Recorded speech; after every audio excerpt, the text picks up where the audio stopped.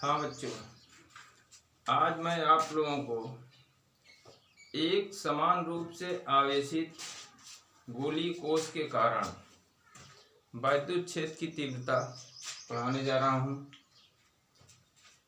जो कि गॉस की प्रमेय का लास्ट वाला एप्लीकेशन है। एक समान रूप से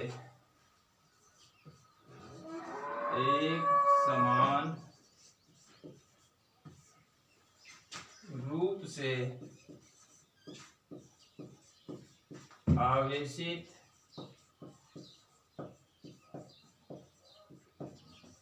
गोली कोश के कारण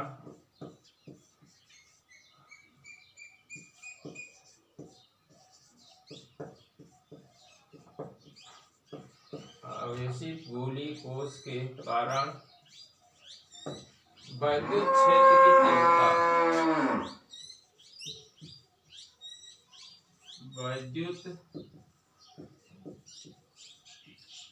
क्षेत्र की तीव्रता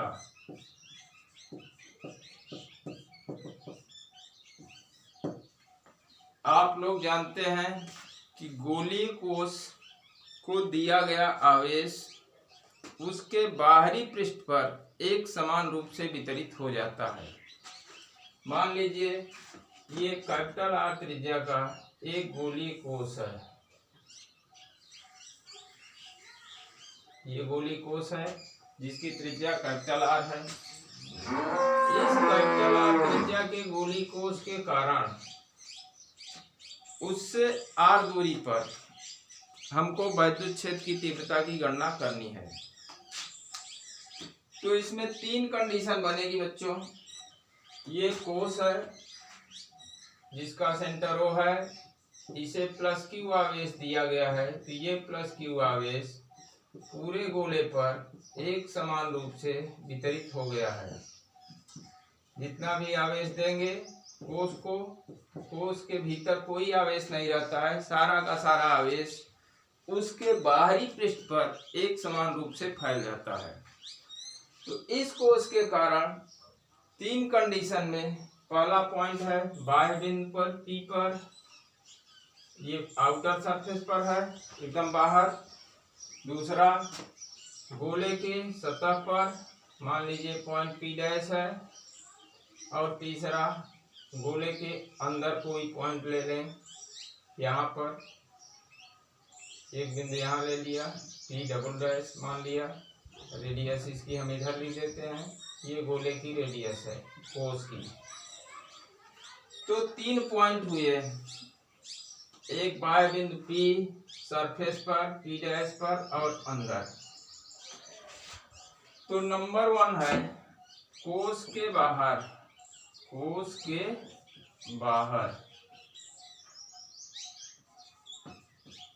यानी बाह्य बिंदु पर।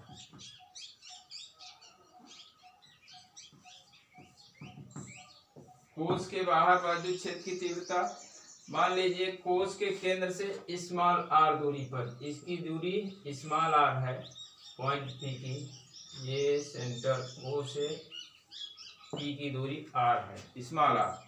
अर्थात इस कंडीशन में स्मॉल आर की वैल्यू कैपिटल आर से बड़ी है। देख रहे हैं आप फिगर में, स्मॉल आर की दूरी कैपिटल आर से बड़ी है, अर्थात पॉइंट P कोश के बाहर है। तो कोश के बाहर वैद्युत क्षेत्र की तीव्रता की गणना करनी है गॉस के प्रमेय का एप्लीकेशन करते हुए। आप लोगों ने पढ़ा है गॉस की प्रमेय का जहां जहां भी एप्लीकेशन होना है उसके लिए एक गॉसियन सरफेस बनाते हैं। तो पॉइंट P से जाने वाले एक ऐसे गोलाकार गॉसियन पृष्ठ की कल्पना करेंगे जिसका सेंटर O है। तो यहाँ से देखिए हम P से जाने वाले एक ऐसे पृष्ठ पर विचार करेंगे जिसका सेंटर O है। तो ये डॉट लाइन वाला देख रहे हैं आप सर्कुलर पोर्शन।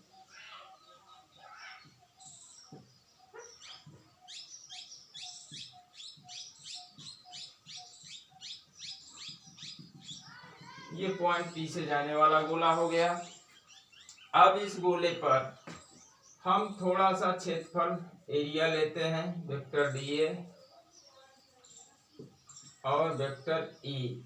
इस गोली कोष के कारण पॉइंट पी पर वैद्युत क्षेत्र की तीव्रता ई और वेक्टर डीए दोनों एक ही डायरेक्शन में हैं। तो सबसे पहले हम गणना करेंगे इस गॉसियन पृष्ठ के सूक्ष्म क्षेत्रफल डीए से गुजरने वाले वैद्युत फ्लक्स की।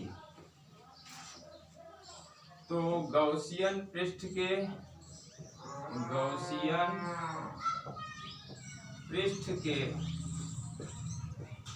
सूक्ष्म क्षेत्रफल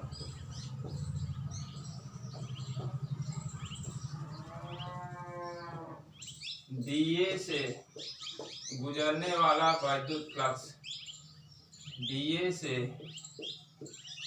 गुजरने वाला वैद्युत फ्लक्स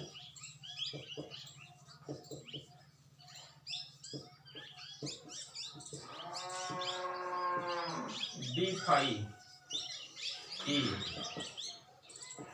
सूक्ष्म क्षेत्रफल डीए से गुजरने वाला वैद्युत फ्लक्स डी फाई ई की वैल्यू देखिए, E dot DA vector E dot vector DA. तो ई और डीए देख रहे हैं दोनों एक ही डायरेक्शन में है, इसका मतलब ई और डीए के बीच का एंगल 0 है। तो E into DA into cos 0, E into DA into cos 0। जैसे आप ए डॉट बी वाला फार्मूला पढ़े हैं, magnitude of first vector into magnitude of second vector into cos theta. तो थीटा 0 है यहाँ पर, तो कुल मिलाकर ये आया E into DA, E into DA. अब पूरे इस गॉसियन सरफेस से पास होने वाला गुजरने वाला वैद्युत फ्लक्स की गणना करेंगे। अतः पूरे गॉसियन पृष्ठ से, अतः पूरे गॉसियन पृष्ठ से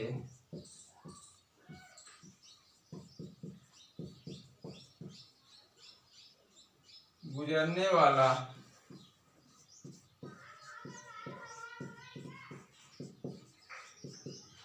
कुल वैद्युत फ्लक्स, कुल वैद्युत फ्लक्स पूरे गॉसियन पृष्ठ से पास होने वाला कुल वैद्युत फ्लक्स, कुल वैद्युत फ्लक्स, इसका हम इंटीग्रेशन कर देंगे दोनों साइड का। तो उसको इधर देखिए, इंटीग्रेशन डी फाई ई का मान आएगा phi E is equal to integration E into D A, E into D A. ये सरफेस पृष्ठीय समाकलन है। ई की वैल्यू अचर रहेगी, पृष्ठ चाहे जहां लेंगे, यहाँ यहाँ यहाँ हर पॉइंट पर सेंटर ओ से दूरी फिक्स रहेगी और वो स्मॉल आर के बराबर रहेगी, इसलिए ई का मान फिक्स है, तो उसको अचर मानकर बाहर कर लिया गया। Integration of D A, integration पृष्ठीय समाकलन है ई इंटू डी ए, माने इस गॉसियन पृष्ठ माने गोलाकार सरफेस का total area 4 pi are square होता है, E into 4 pi are square. यहीं पर अगर हम फाई ई की वैल्यू लिखें तो फाई ई की वैल्यू गॉस की थ्योरम का इस्तेमाल करेंगे, तो फाई ई की वैल्यू आएगी q upon epsilon 0, Q upon epsilon 0 या क्यू अपान एप्सिलॉन 0 बराबर E into 4 pi are square, या ई बराबर आएगा यहाँ पर 1 upon 4 pi epsilon 0 Q upon are square. देख रहे हैं, ई यहीं रहने दीजिए दाएं पक्ष में, 4 पाई आर स्क्वायर दाएं पक्ष से बाएं पक्ष में ले आएंगे तो यहाँ अंश से हर में आ जाएगा। कुल मिलाकर आपको ई की वैल्यू मिल जाएगी 1 upon 4 pi epsilon 0 Q upon are square. ये न्यूटन पर कूलम, ये वैद्युत क्षेत्र की तीव्रता आई। इसको हम समीकरण नंबर 1 बना देंगे और इक्वेशन मान लीजिए है ये। अगर यही वैद्युत क्षेत्र की तीव्रता आवेश के पृष्ठ घनत्व के पदों में लिखी जाए तब क्या होगा, उसका मान देख लीजिए यहाँ पर। आवेश के पृष्ठ घनत्व के पदों में अगर हम वैद्युत क्षेत्र की तीव्रता लिखें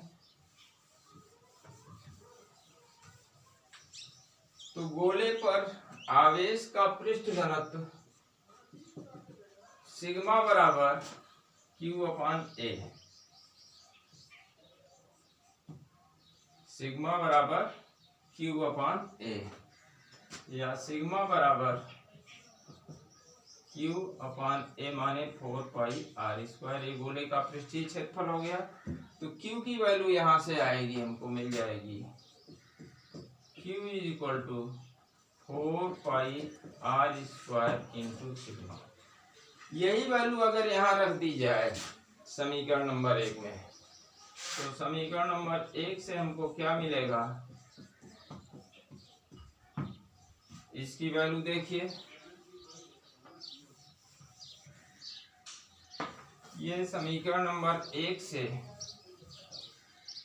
E बराबर 1/4 पाई एप्सिलॉन 0, ये यहाँ है, Q के स्थान पर लिखेंगे 4 pi R square into sigma अपान R स्क्वायर। तो यहाँ देख रहे हैं 4 पाई R स्क्वायर, अब 4 पाई R स्क्वायर कैंसिल हो गया, तो E की वैल्यू मिली, यहाँ से मिला सिग्मा, यहाँ से मिला एप्सिलॉन 0। ये आवेश के पृष्ठ घनत्व के पदों में आपको फार्मूला मिल गया, न्यूटन प्रति कूलम। ये दो फार्मूले हैं वैद्युत क्षेत्र की तीव्रता की। बाह्य बिंदु P पर ये आवेश Q के पदों में है और दूसरा वाला आवेश के पृष्ठ घनत्व सिग्मा के पदों में है बच्चों। अब इसका केस नंबर 2 देखिए, दूसरा केस सतह पर, गोले के सतह पर, गोले के, गोले माने कोष, गोली कोष, गोली कोष के सतह पर।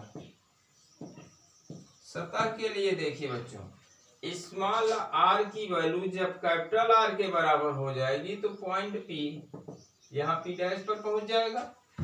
तो सतह के लिए small r is equal to capital R।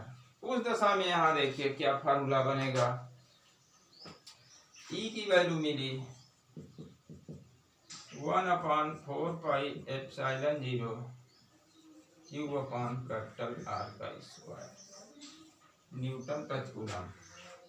ये आपको वैद्युत क्षेत्र की तीव्रता मिली।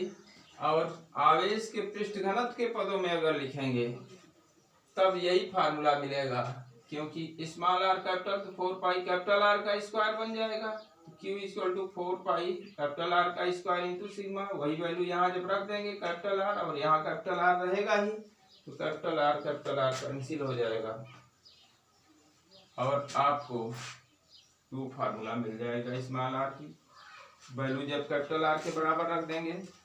कुल मिलाकर के यही फार्मूला मिलेगा।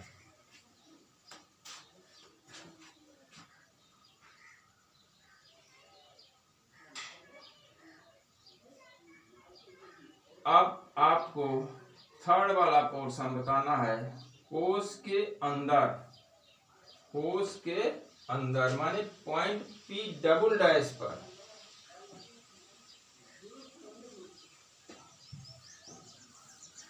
कोष के अंदर देखिए, इसमें आपको कोई भी गणना नहीं करनी है।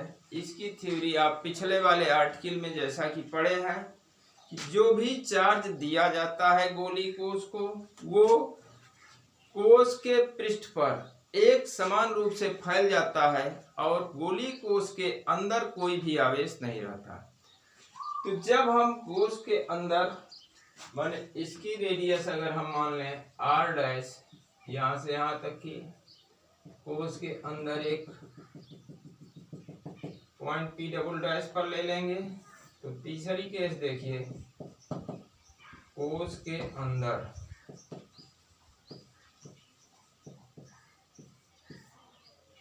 माने P डबल डैश पर।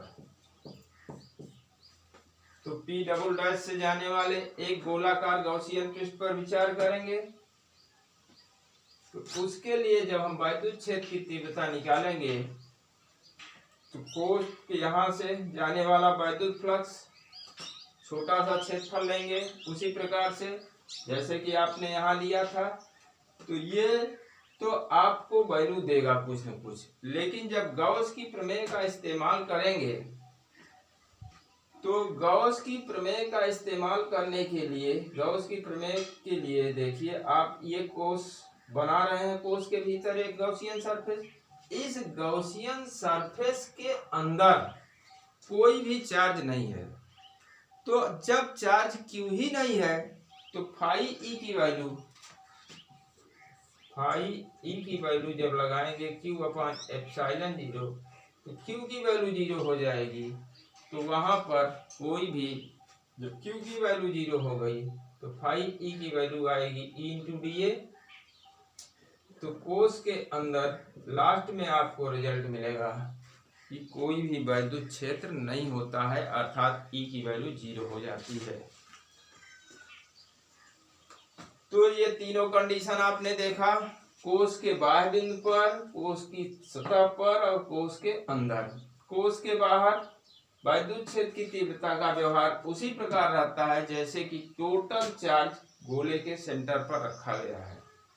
कोश के पृष्ठ के लिए स्मॉल आर की वैल्यू कैपिटल आर के बराबर मान लेते हैं, और तीसरी केस में कोश के अंदर जब P डबल डैश पर हम विचार करते हैं तो कोश के अंदर माने खोखले गोले के अंदर कोई भी चार्ज नहीं होता, इसलिए वहां पर वैद्युत क्षेत्र की तीव्रता शून्य हो जाती है, 0 हो जाती है, माने कोई भी वैद्युत क्षेत्र की तीव्रता नहीं होती है। अब हम आपको पढ़ाएंगे बिंदु आवेश के कारण वैद्युत क्षेत्र की तीव्रता।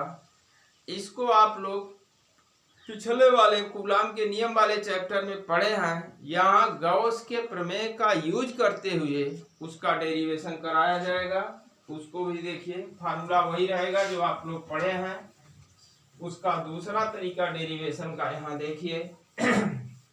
बिंदु आवेश के कारण वैद्युत क्षेत्र की तीव्रता।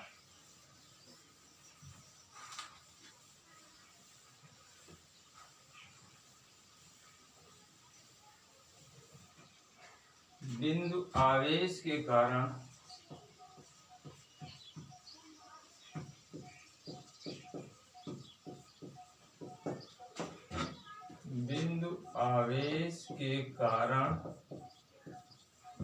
वैद्युत क्षेत्र की तीव्रता।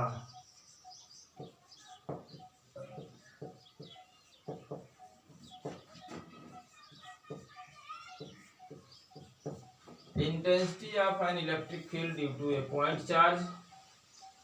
मान लीजिए एक पॉइंट चार्ज यहाँ पर रखा हुआ है, ये Q है, O पर पॉइंट O है, यहाँ पर चार्ज Q रखा गया है, प्लस Q मान लीजिए। इस प्लस Q चार्ज के कारण उससे R डिस्टेंस पर हम एक पॉइंट P विचार करते हैं, जहां पर कि हमको वैद्युत क्षेत्र की तीव्रता की गणना करनी है इस पॉइंट P पर। तो इसके लिए पॉइंट P से पास होने वाले एक गोलीय गॉसियन पृष्ठ की कल्पना की जाएगी।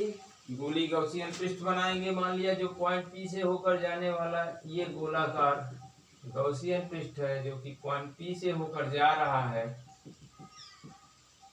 आप गॉस की प्रमेय का इस्तेमाल करने के लिए इस गॉसियन पृष्ठ के थोड़े से क्षेत्रफल पर विचार करेंगे।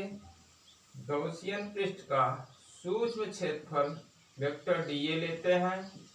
इस वेक्टर dA से पास होने वाला वैद्युत फ्लक्स पहले हम गणना करेंगे, उसके बाद पूरे गॉसियन पृष्ठ से गुजरने वाले वैद्युत फ्लक्स की गणना करेंगे। तो यहाँ मान लिया सूक्ष्म क्षेत्रफल एक वेक्टर dA है, और इस चार्ज के कारण यहाँ पर वैद्युत क्षेत्र की तीव्रता E भी उसी डायरेक्शन में हो गई, दोनों एक ही दिशा में है। तो गॉसियन पृष्ठ के सूक्ष्म क्षेत्रफल से गुजरने वाला वैद्युत flux d phi E equal to E dot dA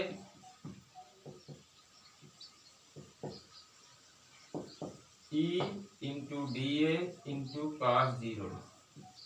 देख रहे हैं कि वेक्टर ई और वेक्टर डी ए दोनों एक ही डायरेक्शन में है, तो cos 0 हो गया, माने 0 डिग्री एंगल हो गया।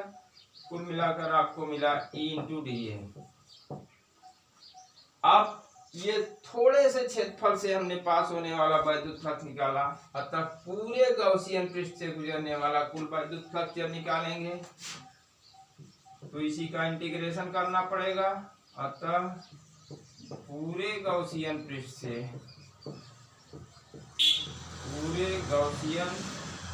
से गुजरने वाला कुल वैद्युत फ्लक्स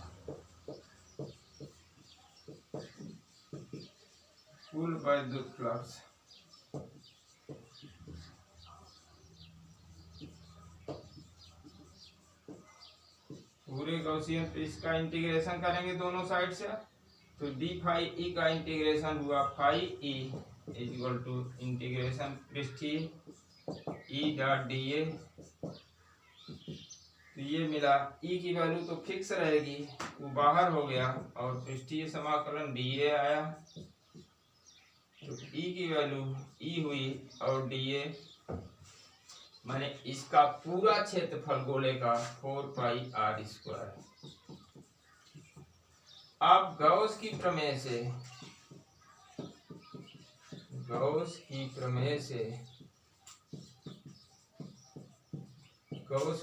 से फाई ई की वैल्यू क्यू अपान एप्सिलॉन 0 हुई, तो ये क्यू अपान एप्सिलॉन 0 अगर यहाँ रख देंगे तो इस समीकरण से आपको मिलेगा Q upon epsilon 0 is equal to E into 4 pi are square, E into 4 pi are square. तो ये देखा आपने, ई की वैल्यू जब हम निकालेंगे लास्ट में, तो ई बराबर, ई माने इंटेंसिटी ऑफ इलेक्ट्रिक फील्ड, वैद्युत क्षेत्र की तीव्रता at the point O is equal to 1/4 pi epsilon 0 Q upon are square. तो ये फार्मूला आप कूलॉम के नियम वाले चैप्टर में भी पढ़े थे। यहाँ गॉस की प्रमेय का एप्लीकेशन करते हुए आपने इस फार्मूले का डेरिवेशन किया। अब बच्चों ये आपका गॉस थ्योरम वाला चैप्टर समाप्त हो गया। अब नेक्स्ट चैप्टर है वैद्युत विभव, जिसको आप हमारे अगले वीडियो में देख पाएंगे।